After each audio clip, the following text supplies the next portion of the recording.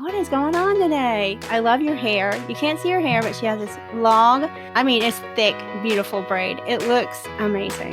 Probably 20 years now without a haircut. So wow. It keeps going. And I don't know if people remember the name Crystal Gale, but she was very famous in the 80s for having floor length hair. And yes. I thought that was the coolest thing I'd ever seen. So I'm still going for Crystal Gale length. I probably won't get there. But usually when it gets that long, it gets kind of thin and stuff. But I'm telling you, her braid is thick. It is nice. There's a lot of hair. Yeah. I bet it takes forever to wash that. That's why it does. That's why it lives in a braid. So that's why it lives in a braid. Out of the way. I don't like having it in my face.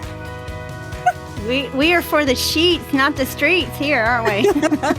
Yeah, I don't get the time to sleep in like I used to. So I take it where I can find it. I appreciate a lady who can rest when she needs rest. Hey y'all, I'm Mel, and you are listening to Wilma the Wonder Hen.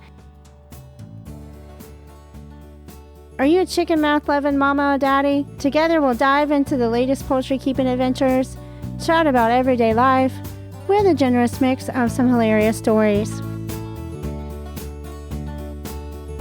Bringing you fascinating interviews with poultry owners from all over. You'll find tips and basic advice from your local veterinarian, along with new chicken keeping gadgets and reviews. I'm going to see what Mr. Jangles and Wilma has to say about that. We're going to encourage and help you build a stronger, healthier flock. Let's go see what Mr. Jangles and Wilma is up to. Let's go let these heifers out. Well, we are excited to have you here. If you don't know her name is Ashley, and she is one beautiful. She is very smart, and the amount of talent that she has that goes into some of these tapestries and things that she creates is quite amazing. So I'm going to say thank you so much for being here, and hello, Ashley. Thank you for asking me to be here. It's an absolute pleasure. I've been inspired and amused and touched by the content that you put out. And I'm absolutely and utterly in love with Miss Pumpkin. So, Miss Pumpkin loves y'all. She loves everybody, but Coconut. Me. She's got some. She's coming up on Miss Pumpkin. Yeah. Close second. She's moving in, and she is. What a beautiful attitude she's got. Yeah, she does have an attitude. She's got a bad attitude recently. Ever since she had to come inside with that ear infection, I think prior she was like a normal chicken, and then once she came in for the ear infection, once she came in, she was like, "I'm never going out there." Yeah, and after that, she just became intolerable. I love her so much, but she is quite sassy and demanding. So can you tell us a little bit about Ashley and how you got started with your chickens and all that good stuff? I know everyone would love to hear more about you. The chickens just kind of happened. My amazing younger sister is a vet tech. And while she was still studying, we kind of decided to get chickens as a household project. We had a loss of someone near and dear to the family, and we thought that it might be a therapeutic choice for the family, and especially for my dad. And that turned out to absolutely be the case. We kind of built a coop together as a family, and for the whole family, it really became a project that we could share and enjoy. And this year, it kind of took a different turn. We got, I think, 9 or 10 babies this year to raise and add to the few girls that were still left out back.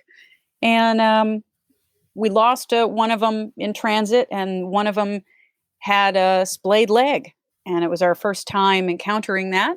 So we now have a house chicken for the very first time. And I just had absolutely no idea what to do. So I turned to Instagram and thought, there's got to be a hashtag for this. Yeah. And it turns out there was. Finding house chickens of Instagram was a major moment for me. I must admit, I was like, oh my gosh, there's other people out there who also have a random chicken in the house, and they have different reasons for having chickens in the house. And this is fascinating. And maybe I'm not completely weird for wanting to keep this chicken.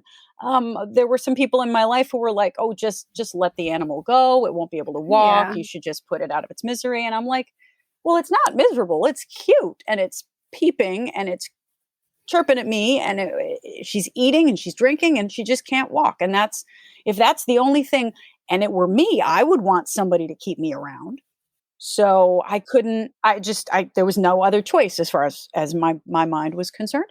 So it was just then, how do I care for this animal? How do I keep a bird, in my home and have it be sanitary and have it be safe for the animal and for my other animals? We've had, birds for my whole life, for as long as I can remember. So when you got the chickens, it wasn't something like completely, No, oblivious.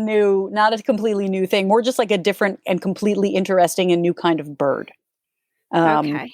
From toddlerhood, my parents had budgies, parakeets. Oh, yeah. We had one that was in my room when I was a toddler, and it was just me and a parakeet forever, and then we got cockatiels, and then we got another parakeet, and it just grew from there. My dad kind of kept running into people who had parrots that needed to be rehomed for one reason or another, whether they had been abused or whether they just the family couldn't keep them anymore or whatever. But for some strange reason, people were like, "Oh, you have birds. Do you want this bird?" Yeah. So because we really weren't allowed to have pets with fur, my mom's got a really bad allergy to dogs specifically. So we couldn't have a furry pet, as a kid, but we could have birds. So my father brought home an Amazon parrot, and then another Amazon parrot, and then an African gray, and they kind of took over my life and made a home in my heart that's just parrot-sized and parrot-shaped. They are among the most intelligent animals. I know that for anyone who's familiar with keeping pets or pet parrots specifically, they'll be like, yep, right on it. But people who are used to having cats and dogs may not know that especially the African gray parrot has the intelligence of maybe even a 2-year-old human child. I didn't know that either. And for more information on that, you should look into the work done by Dr. Irene Pepperberg with her incredible bird, Alex, the African gray. He was a bird that participated in the studies that they were doing on avian intelligence. And their research was really pioneering. They were able to show that Alex knew how to identify different colors and different shapes by name, and he could communicate his wants and needs and thoughts and feelings to his, community there, his little flock of researcher scientists. Wow. There's some people in the world that may need some guidance from these birds. Unbelievable. And, there's all kinds of cool programs too. I really love watching shows on nature and science. And there's some really interesting programs that I've watched in the past couple of years while binge watching everything I could get my hands on while at home. Some really cool stuff on avian intelligence. So they've progressed the research, even well beyond where Alex was able to participate. Now there's studies about crows who are also incredibly intelligent. And I would lump chickens in with that category too, even if it might, confuse some people. They are just so smart. They are. You are so right. They don't forget. They don't forget anything. They know. They remember. Big time. They remember. So going back to the chicks, the little, can you talk a little bit more about that? Like, where did you get your chicks? Did you pick out specific ones for specific reasons? Were these chickens that you got from a neighbor? So how did that begin? Yeah, they were ordered, I think, from one of the online sites. And honestly, I don't remember which one because I didn't do the ordering. I found out about these baby chicks when they showed up at the house, or maybe a couple of days beforehand. I didn't it was your dad, right? It was your my dad and my sister. Okay. Yeah, I got you now. I got you. Okay. Even my mom kind of participated in that, but for some reason I was either out in left field somewhere or just not paying attention. Oh, I love that. Somebody let me know that there were going to be baby chickens, and I went, "Oh, okay, cool." because I've always now been look on the at you. periphery of it. I care for the parrots, but I was involved with the chickens, checking on them, caring for them, feeding them, hanging out with them. But I was never really like the chicken lady until we got Mm. these new babies this year. I think in April. So what do you think changed? My dad had knee surgery. Oh, so you had to That's step what changed. in. I really had to step in and be like, oh, okay. Well, they're here in with the other birds that I'm in here every day taking care of multiple times a day. So I guess I'll just take care of these babies. Oh. And then the adventure became researching, okay, they're how many weeks old? What temperature do I need to be making sure that they're at? And how do I do X, Y, and Z? And it kind of consumed a large portion of my time, and I didn't quite expect it to become so. I don't even know how to put it. Like it wasn't all consuming, but it was pretty. Like I was focused, and I was in love with these babies, and they were loving me right back. Especially the three in particular, the Easter egger that we got, and both of the barred rock babies were just like all over me. They were climbing on me and sitting on my shoulders and hanging out next to my neck because nice and warm. Yeah. And they just climbed right into my heart and made a little home there. And yeah, so at that point I was like, all right, I'm doomed. That group was one of the ones that had display leg. Yeah, one of them, the one Polish chicken that they ordered, showed up with I don't know whether it's a congenital defect or whether it's something because they were on newspaper for a day or two in there before I realized that I should put down some pine shavings. But they, the vet said there was no way to tell, one way or another. So I called the vet once I realized that this little cutie butt was not doing so great, and we noticed that the other birds were starting to peck at her, and I was not going to have any of that. So we separated her out from the other chicks just so they didn't, peck her to death when I wasn't looking. That's a very good tip that you brought up. So I want to make sure everyone understands what Ashley did. If you're new to chicken keeping, this is what you do, whether you have a sick bird, a disabled bird, or one that's just not looking too good, you need to automatically separate it because it is a bloodbath. Even as Ashley just pointed out, baby chicks, they will go after them. Yeah. Yeah. Anything that looks weak or that's red or, nope. And I didn't want to take that chance with her getting further injury. So we created a really cute little bin, and the vet helped me to put her little feet on a little surfboard and try to get the legs straightened out that way. Mm-hmm. And just lots and lots and lots of baby chicken keeping and poo removal. No one tells you about all the poop. I'm just telling you right now. That's the first thing I'm telling you. Poop, poop, poop, poop. You get real familiar with it, and you get real familiar with it in a good way, because if you're paying attention, then you notice if there's a problem, if the consistency or the color changes and, you didn't give the bird something different. For example, when Red Shirt discovered that she loved blueberries, we had a color change, and that was expected because blueberries. What they consume will come out in their poop, and if you're not, it can be a shocker because, that's scary, especially if they consume, bunches of red berries and things like that. So or beets or anything else like that. Yes, beets for sure. Yeah, definitely. Really familiar with poo, all different kinds of poo, and it's okay. You stay on top of it. And is it red shirts or red shirts? Red shirt, and it's okay. It's a bad Star Trek joke. I admit it openly. I thought to myself at first, hey, this little bird might not make it, and I'm going to get super attached, and then I'm going to be really sad. So why don't I try to make the fact that she is on an away mission, so to speak, from the other chickens into kind of a joke. So in classic Star Trek worlds, the red-shirted ensigns sometimes didn't come back. They were the ones to get, shot or eaten by an alien or something. I figured that would be kind of a funny way to acknowledge their, Oh, that this little bird is having a struggle, and she yeah. gets a bad Star Trek joke of a name because I'm a nerd.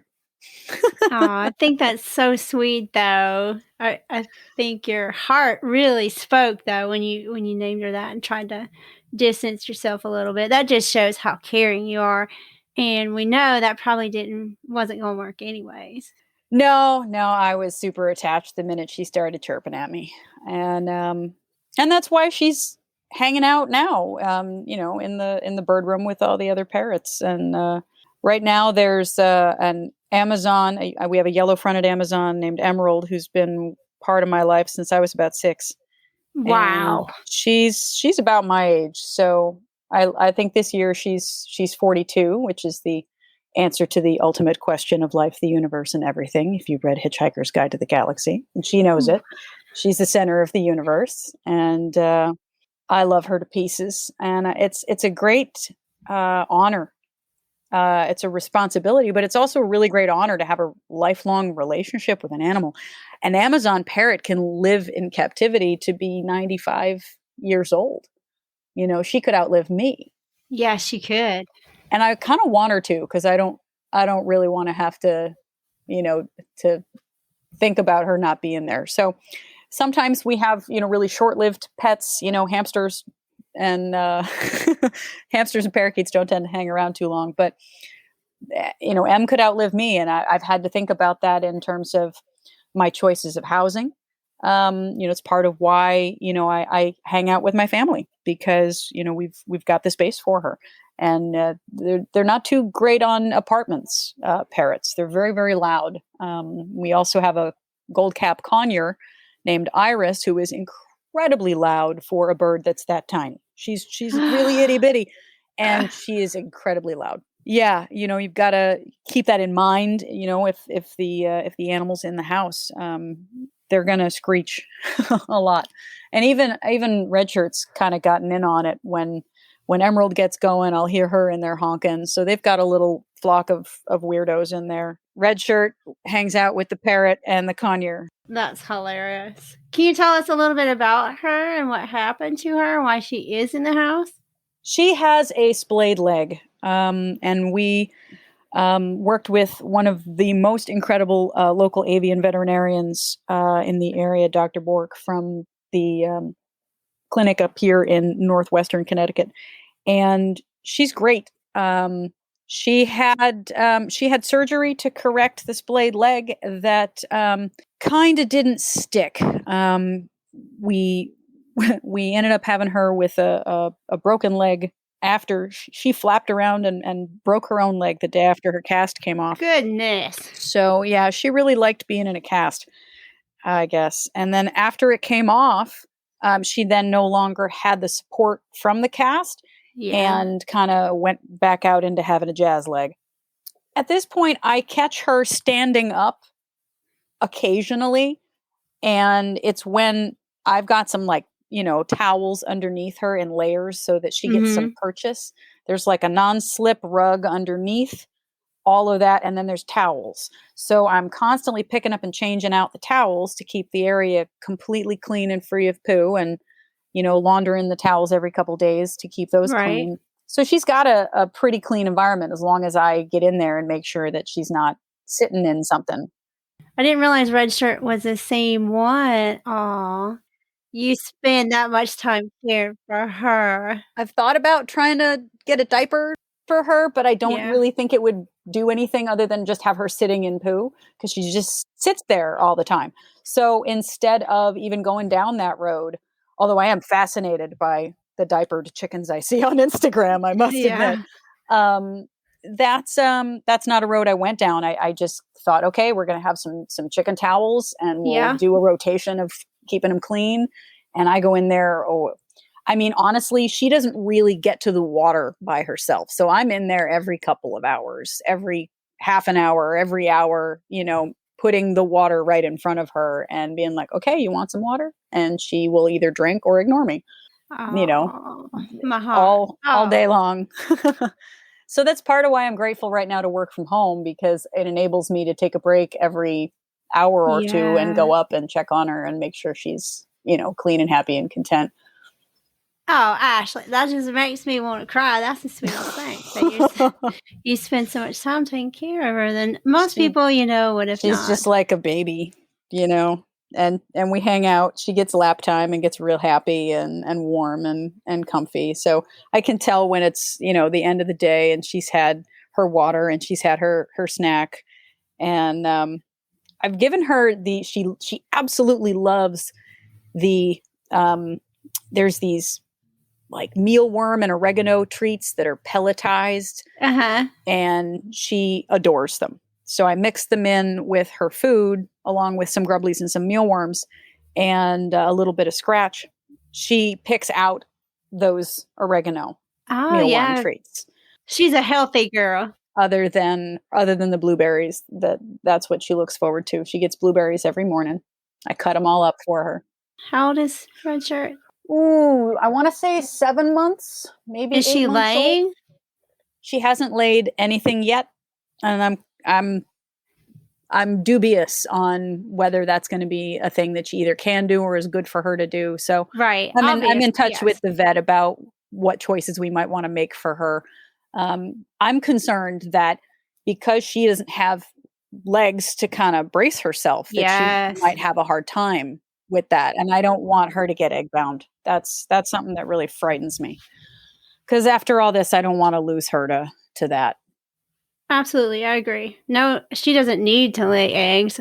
I was just curious, if she was old enough to even start laying. But a bunch of the other babies are laying now. Yeah, I noticed that the Barred Rock girls had started laying when I went to give them pets, and they went into the rooster squat instead.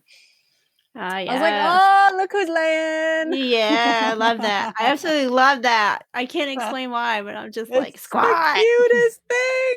It is, and we have roosters here, but they still squat for me. So yeah, I'm the rooster. Me and my dad.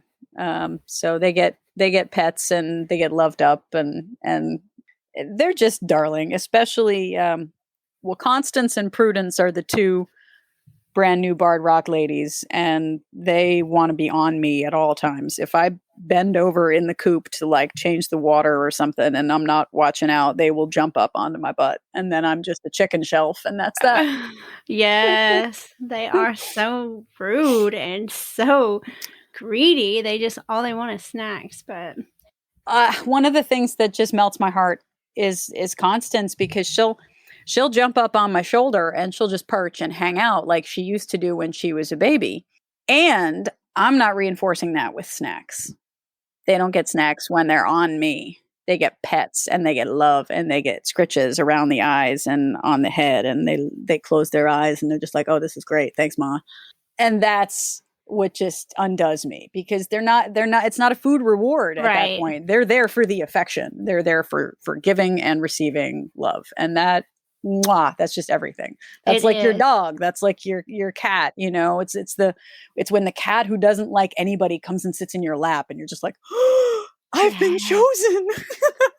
During her broodiness, she doesn't love me. She's in mommy mode. But as soon as she broke her broodiness and her baby quail went outside, she started coming up in my lap again and sitting in the house while I watched TV, and she would have she would just squat and lay down and whatever, snuggle up in my lap. And so there was no snacks involved. It was just our bonding time. You're like, aw, you do like me, little jerk. Where you are limited to the amount of chickens that you may have?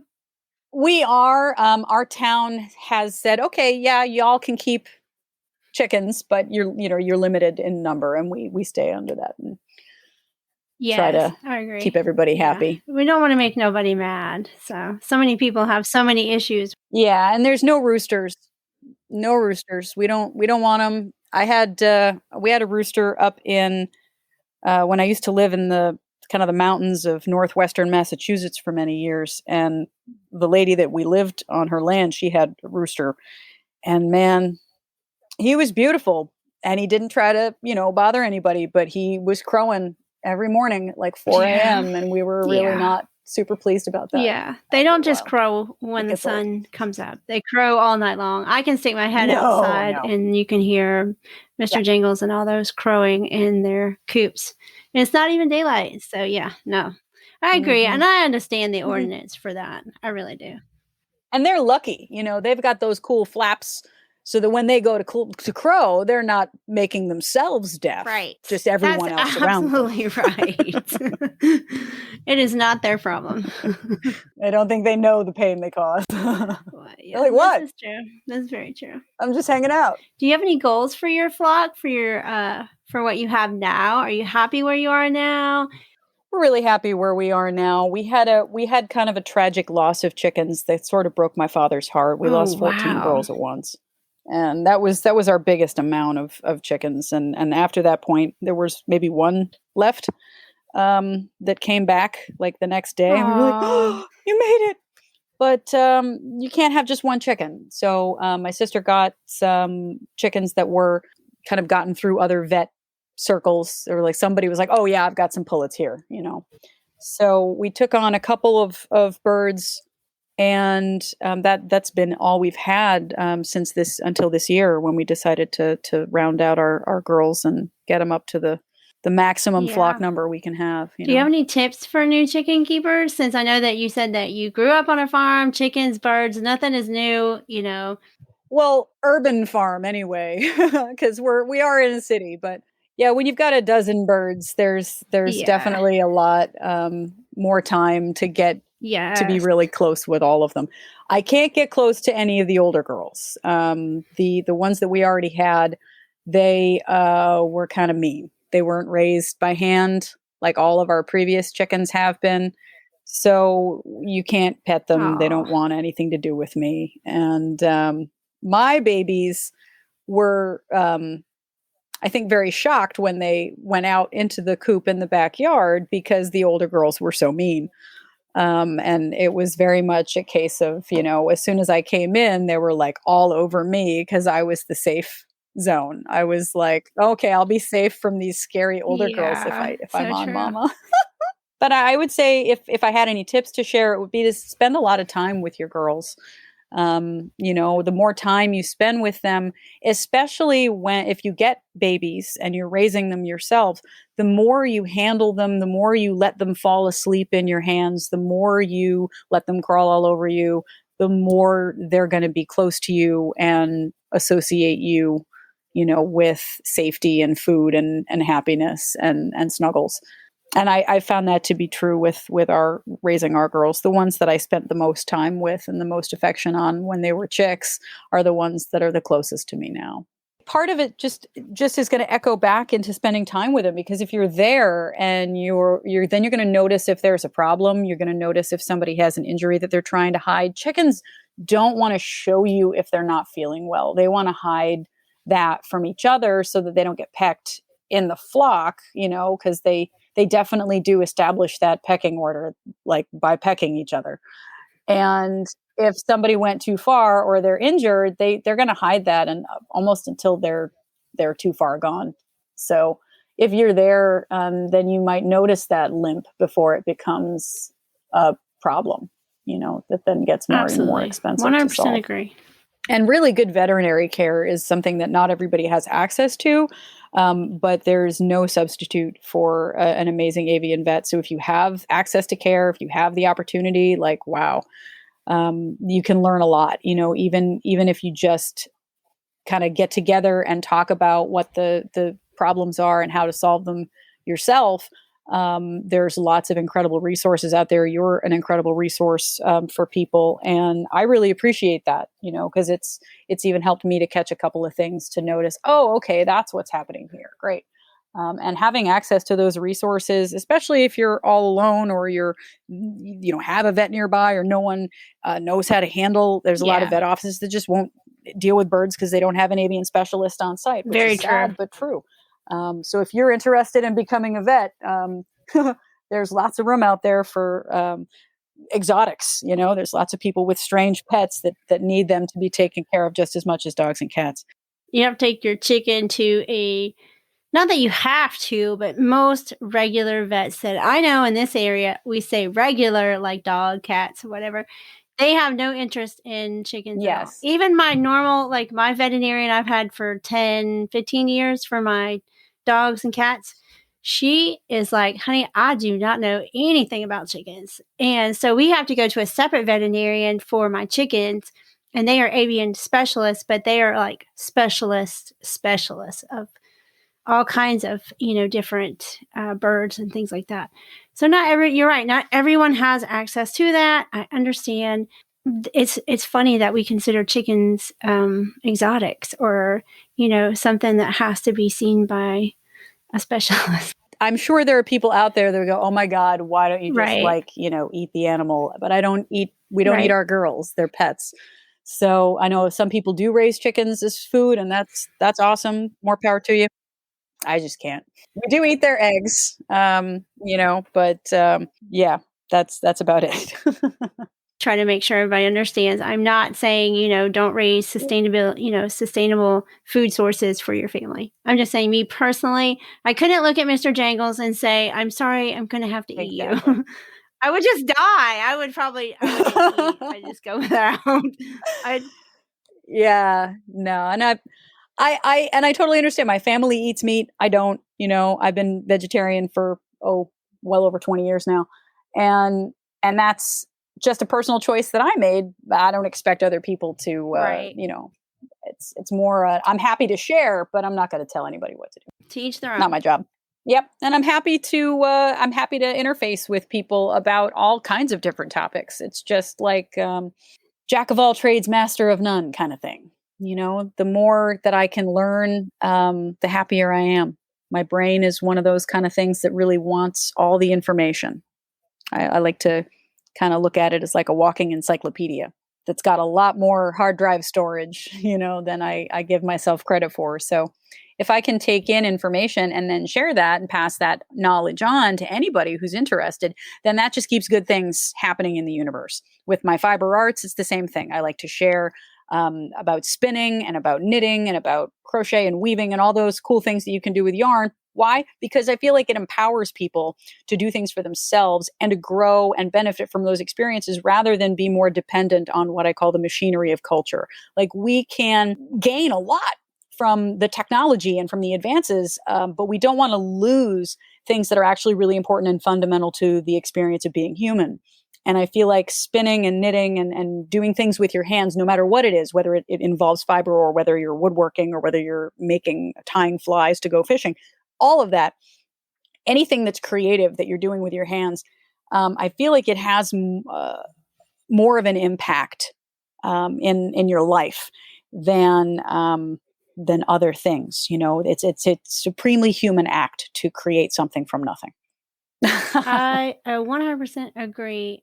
One of the coolest things about the fiber arts community, too, is that it's full of really incredibly passionate and intelligent people who are out there doing cool stuff and then sharing that with others. And if somebody else wants to learn, there are, countless meetups in, especially in pre-COVID times, in yarn stores and shops all over the place. Now there's online forums where people are having Zoom meetings, to get together and say, hey, I know you're out there and we want to have this community, but we can do it safely thanks to technology. So it's like, I'm very pro technology, and I'm also pro keeping what I call apocalypse skills alive and well.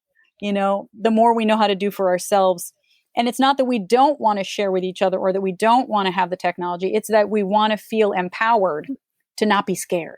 And if we are completely dependent on others to do a thing for us because we ourselves don't know how to do that thing, then there's a lot of fear that you might experience. And I like to try to drain as much of that away as possible and say, hey, how can we empower ourselves and each other in and outside of community to be able to do all kinds of different things for ourselves?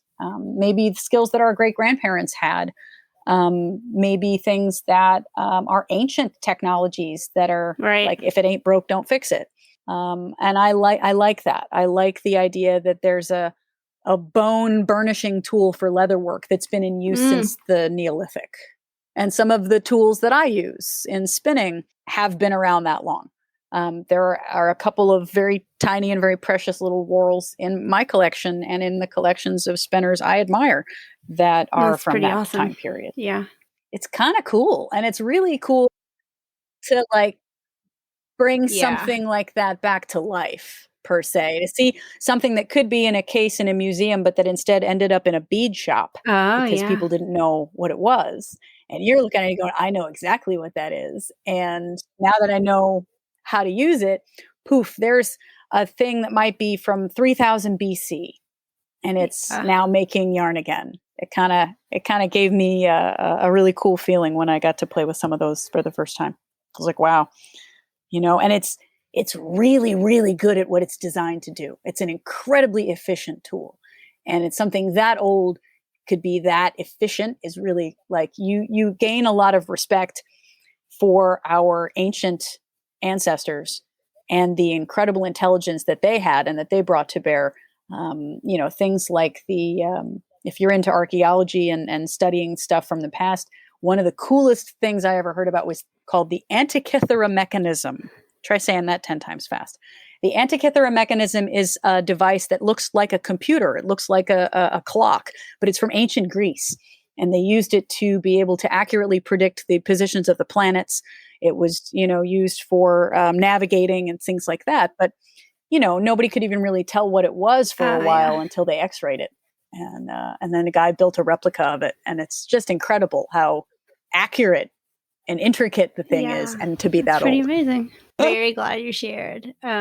No, we appreciate all of your vast knowledge that you have and you are sharing with our listeners, and I know they will appreciate that. And that's maybe some things they never even thought of. And then that would spark an interest in one of them. And then it will spiral from there. You never know. Exactly. Like learning a little bit of pottery will lead you down, roads that you might Yes, not have gone down absolutely. I think a otherwise. lot of people have creativity. Maybe they just haven't found the right thing that sparks their interest. Get out there and try it all. If you give it a try and it's not for you, no worries. At least you had the experience. But if you try something and it sparks this kind of joy in your soul, then you know that that's something to kind of continue investigating. And that was what it was for me with spinning. When my hands touched a spindle for the first time, they knew exactly what to do, and it Ah, was almost creepy. It was like, how do I know how to do this? I've never touched this before. I like to think that it's there in our mitochondrial DNA that's been passed on down the line from mother to daughter yeah. for millennia. And if we knew how to do this for 20,000 years, it's not going to go away, that knowledge, in the course of, the mere 200 years that we've been letting machines make our clothing for us. So it gave that instantaneous sense of deep connection to Yeah. that historical past that's then totally relevant still because it's keeping me warm. So lately it's a lot of chickens and spindles. Before I ask you our three final questions there, do you think there's anything lacking in our community that you think could do better? I think everybody can always do better, but we don't need to feel that as a kind of pressure, more as kind of a space to aspire. Like there's always more to learn. There's always deeper that we can go with each other. And I really appreciate, in terms of community, the Zoom meetings that you've created and this Wilma the Wonder Hen world, because that has a way of creating a community all on its own, and because of you, I get to feel like I'm a part You of that are community, a and that part matters of a our lot to me. community. Oh, that's never in a million years would I tell you I had a podcast about chickens or Zoom meetings. It really touches my heart because I never thought that we would ever have a community, and that's how I look at it. When I look at even just sitting here talking to you, what a privilege it is. When I have people agree to come on our podcast, and they're so kind about it, and they're like, "Oh yeah." Immensely grateful. I know that sounds overused and corny, but it's really not. I don't know how else to express it, but it's a privilege to me. It is a privilege to me to get to speak to you and to speak to everyone else. And that's the whole point of this, is to build a community to where, yes, it's focused around chickens, but it's much more, in my mind, in my heart, that it's much more than just chickens. You see people's talents, you see people's creativity. Uh, all those things start to reveal from each of these people that I have met along the way. And that makes me, inspires me to do things that I would have never thought of doing. So yeah, sorry about my soapbox, but No, no, please. And that's really important because it connects us to each other. Was in need of resources, for this first time ever having a house chicken thing. So, that was huge to be able to go online and find people that were, warm and friendly, and that was a huge comfort in a time that was really scary for me because I didn't know if I could do it. I didn't know if I was going to be able to figure out how to do right by this sweet little animal. And I was able to kind of get my brain wrapped around a lot of the things that needed to be done because there were resources out there, because there were people who wanted to create that kind of community that I could then feel welcomed into. So that's really important. And not everyone on the internet these days is looking to create a safe place. A lot of people seem to want to be more about the self promotion thing. And I feel like I'm not here to sell anything. It's about that connection with real human beings. That's what matters to me. Because I'm not, I'm not looking to, create. I've got a small yeah. business. I'm good. It's more about people rather than trying to do marketing, and there's a lot out there, there's a lot of people coming into a lot of different public spaces for a lot of different reasons. And it's, to me, it's rare and very sweet and beautiful to feel that we are, all of us, trying to make a living in the world, and hopefully we're trying to do that as ethically as possible. And I gravitate where I see people who are just genuine and who are just creating a comfortable and safe and welcoming space for others. That draws me like a magnet. So you've created something that's drawing these people to want to have conversations with you. Anyways, that makes me feel good. I'm very appreciative of you. You're so deep and so thoughtful that a lot of times with me, I like to listen. I like to watch them. I like to, see what makes them happy, see what, brings a smile to their face. So, like I said earlier, it's a privilege for me to even, get to sit down and have conversations. I have 3 random questions I want to ask you at the end here. Do you have anything else to say to our listeners? I just really enjoy connecting with other people who love their silly girls as much as I love mine, and also people who enjoy, anything having to do with the fiber arts. So if you're interested in spindles and chickens, I'm on Instagram at Artemis4242. Cause nerd, and you can check that out if you want to. But yeah, that's because for me, again, it's just about that, creating that space for connection. So that is an opportunity we have, and an opportunity that you're affording me, and I appreciate it a lot. If you could have any job, any profession that you would get paid for and be able to support yourself with, and you had that choice, what would it be? I think I've kind of had that in a very small sense for a number of years now, with the very tiny little yarn business I started way back in 2007. But it doesn't provide enough income to actually support me. So if I did have like a dream kind of job, it would definitely be to be able to make a living making yarn and doing the things that I love. I really miss teaching. I'm going to be teaching again, but via Zoom, and it's very strange. I miss the classes that I taught for about 11 years when I worked at one of the world's largest yarn stores. Really glorious time for me, and I hope that we, as a world, as a planet, can someday get back to a place where we're able to do classes and things like that in person again safely. Because the aha moment, when somebody has like that light bulb go off and you see that look on their face of, hey, wow, I get this now, man, that's everything. That's like what I live for as a teacher. And I miss that a lot. So yeah, I guess that's a long way of saying I would love to be teaching people how to Yeah, I spin again. understand. I have a lot of all of my clients now are on Zoom. It is not the same. So, but yeah. Mm-hmm. Okay, what is your favorite book and why? Wow, that's a really difficult question. If it's like a desert Yeah, island it kind of thing, is. that's a hard. And it's funny because there were two books that I reached for at the start of the pandemic, and I was reading them out loud, one chapter a night on Facebook Live for my friends and family. And I guess I am going to have to say Dune.